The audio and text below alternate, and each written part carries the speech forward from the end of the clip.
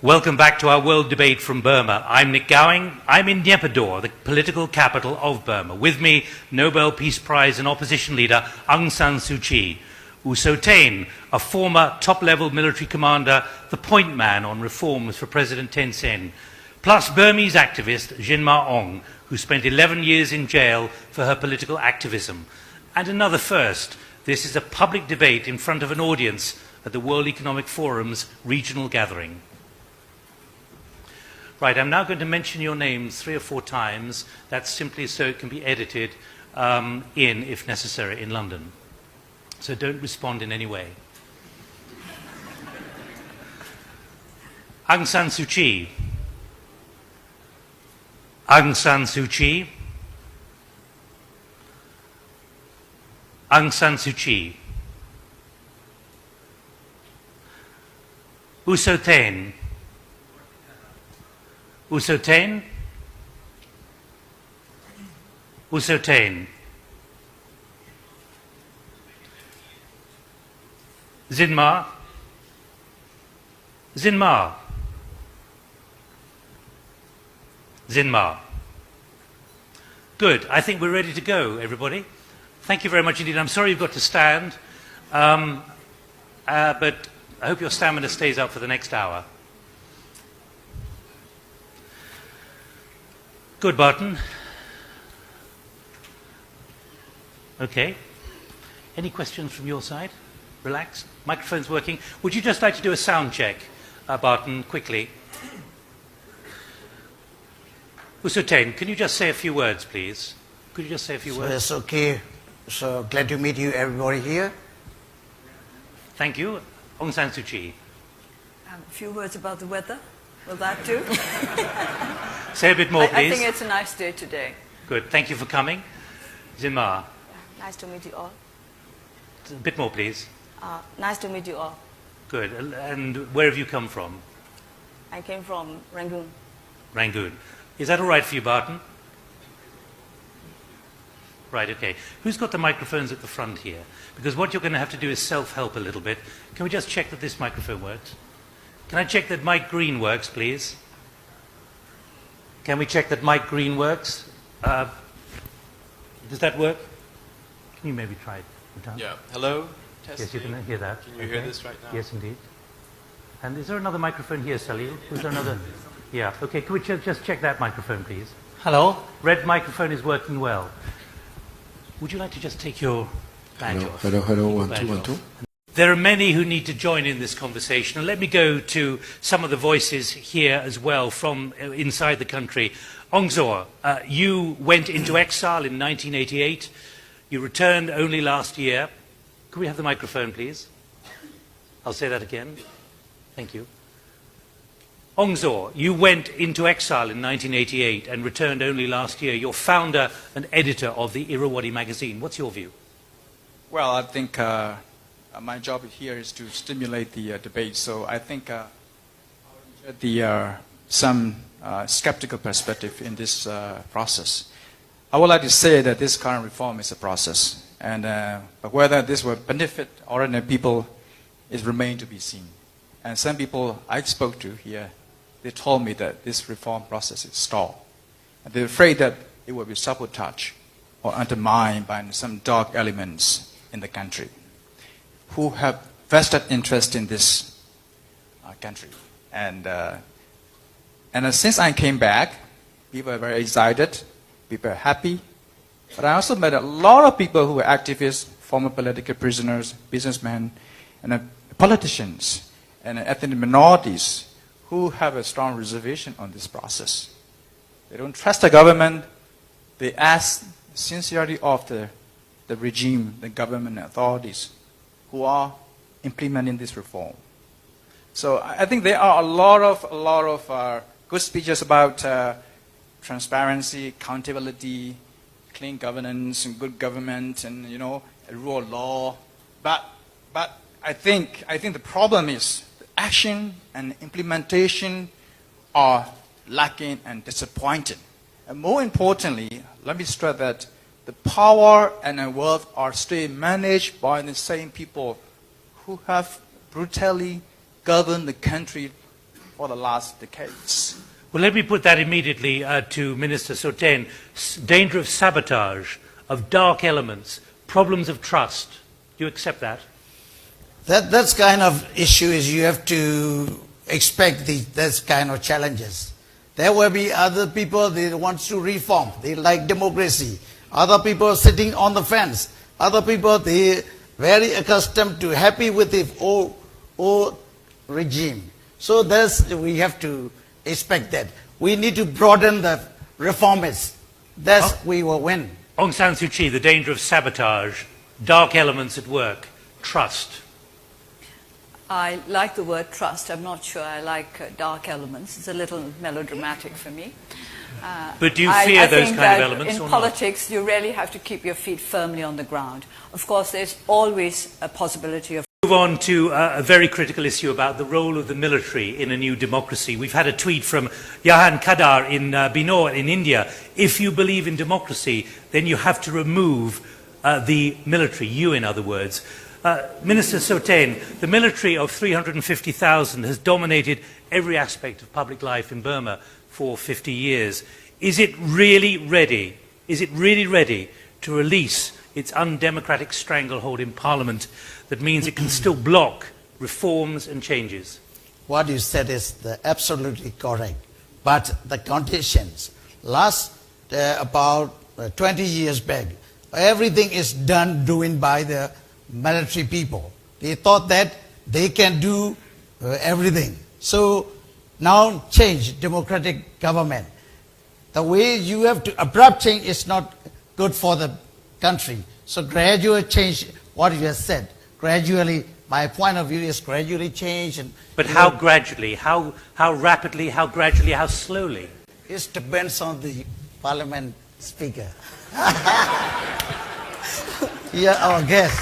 I think I look upon this as an evasion of responsibility.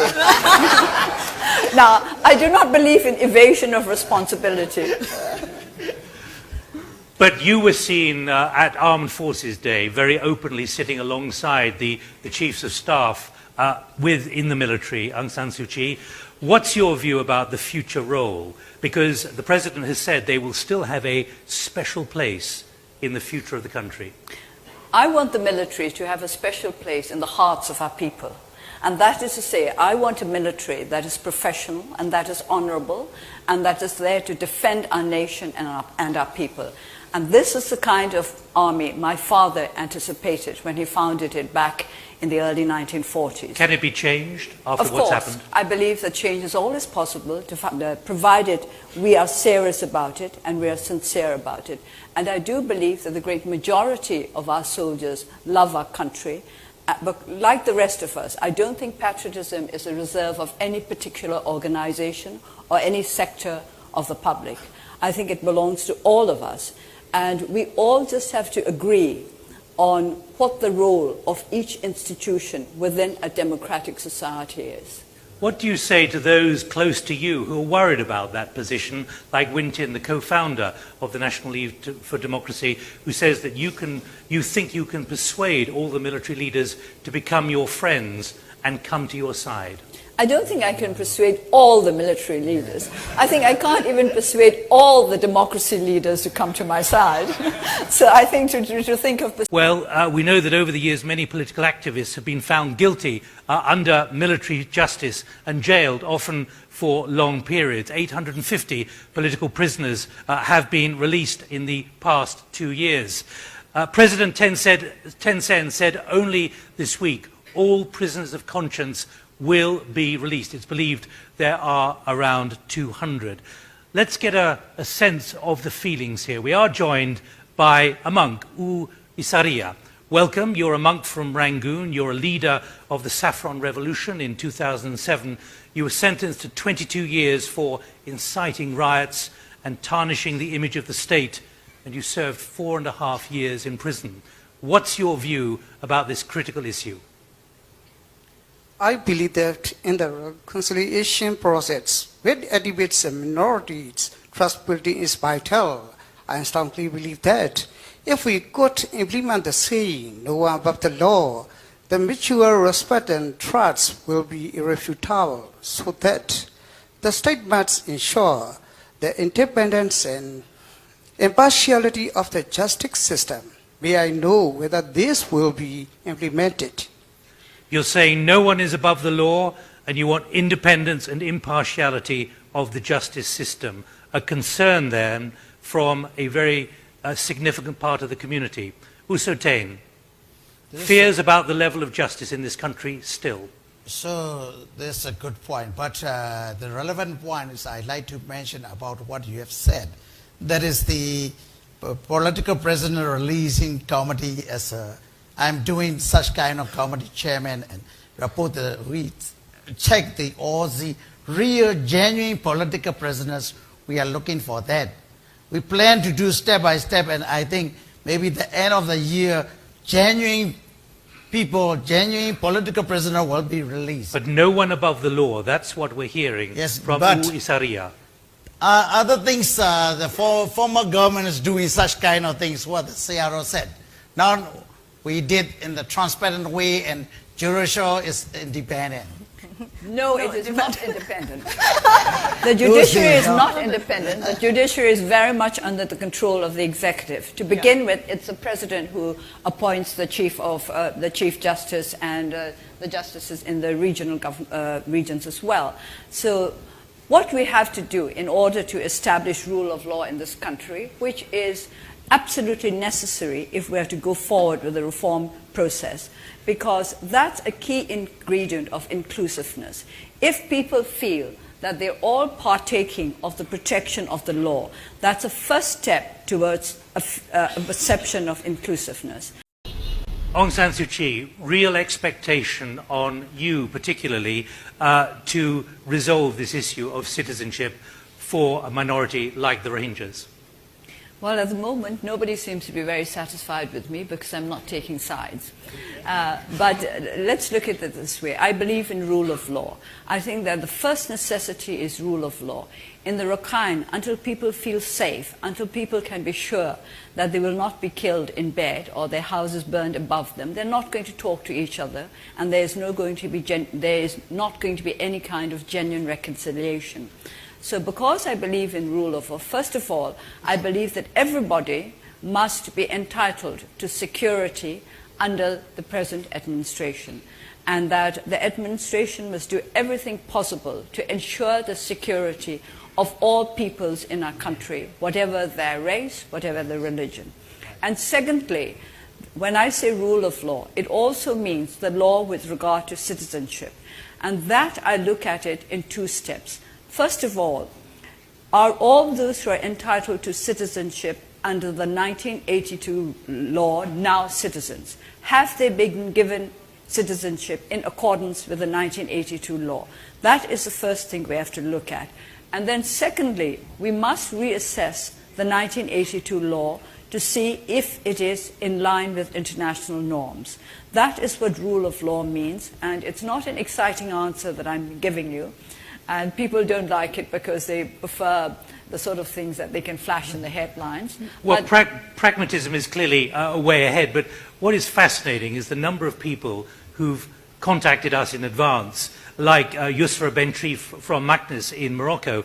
How can a Peace Nobel Prize winner stand silent when an ethnic cleansing is going on in your own country? Patrick Pitts, based in the UK. Why is Aung San Suu Kyi silent about the massacre? I have not been silent. I'm merely asking the questions which others are putting.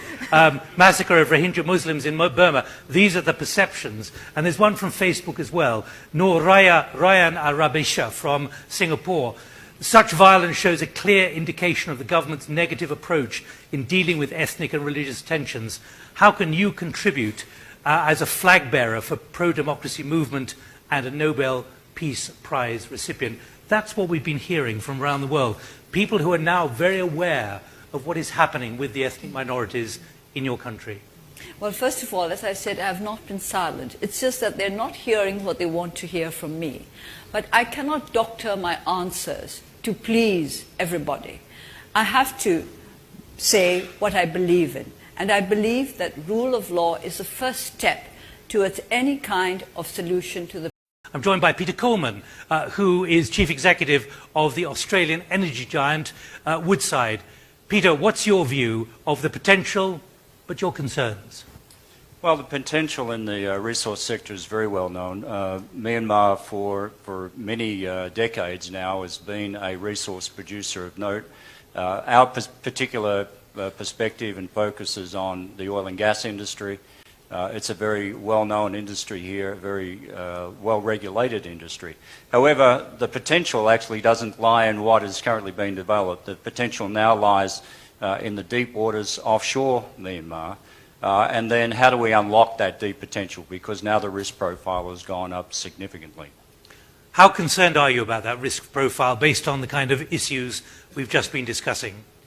Well, we're very pleased to hear the debate going on around the environment for success. And the political and social issues need to be dealt with, and they are being dealt with. We're very positive in what we're seeing occur in Myanmar and the open and frank debate that we're seeing today, and even the fact that we can have this panel discussion today, I think it is a testament to that.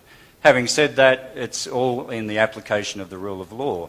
As Dorsu mentioned, it's rule of law. At the end of the day, the investments we're making are very, very long dated, and we have to have surety that rule of law will be there. Peter, can we just pause one moment? Could you pass the microphone along to Stephen Groff? And I'll introduce you, Stephen. Let's go to Stephen Groff, who's Vice President of the Asia Development Bank, where you're analysing week by week both the issues in Myanmar and also the potential. Well, thank you, Nick. We believe that the potential in the country is really great. I mean, it was mentioned previously the resources endowments that exist within the country has a relatively young workforce. Of course, this is strategically, geographically located between two of the biggest economies in the region of China and India. So there's great potential in the country, there's no doubt. But I think the question is and we're constantly constantly reinforced by the government their commitment to reform and their commitment to this process of reform. But that process needs to continue, and that process needs to deepen, and it needs to strengthen over time. What kind of questions do you have from the bank? Well, we have questions around issues around inclusiveness and how inclusive growth will be in the future. I think we heard questions earlier about the reforms not being poor people not yet benefiting from this reform process. So again, when we think about economic development, when we think about investment, we need to be thinking about economic development and investment that's going to benefit the 70% of the country that lives in quite dire straits. And so I think that this is going to be the critical question, and this is going to be the critical challenge of the country moving forward. The critical question of inclusiveness, Minister